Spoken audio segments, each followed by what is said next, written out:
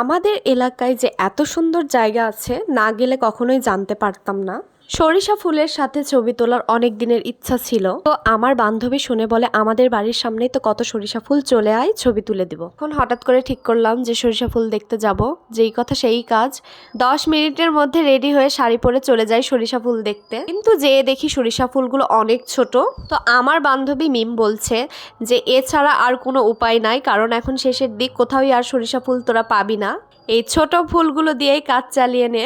জমির মধ্যে এই আঁকাবাঁকা পথ আমি তো বারবার পড়েই যাচ্ছিলাম, তবে ওইখানে যে আমি খুব খুশি হয়ে গেছিলাম। তারপর আমরা চলে যাই আমাদের বাড়ির সামনের ছোট যমুনা নদী দেখতে। আর এইখানে আমাদের ভিডিও করে দিচ্ছিল আমাদের শিশির, সে খুব রেগে যাচ্ছিল কারণ তার কোনো কথা আমরা শুনছিলাম না। আমাদের বন্ধুত্ব এমনই, আমাদের বন্ধুত্বে এমন খুনসুটি লেগেই থাকে। সত্যি আমার এইখানে এসে খুবই ভালো লেগেছে, কি অপরূপ সৌন্দর্য প্রকৃতির। ভিডিওটি কেমন লাগলো সবাই জানাবেন, আর এইখানে আমাদের কিছু পিকচার্স আমি শেয়ার করে দিলাম। ভিডিওটি ভালো লাগলে সবাই অবশ্যই ফলো দিয়ে পাশে থাকবেন। আল্লাহ হাফেজ। আর হ্যাঁ, লাইক কমেন্ট শেয়ার করতে কিন্তু কেউ ভুলবেন না। সবাই বেশি বেশি আমাকে সাপোর্ট করবেন।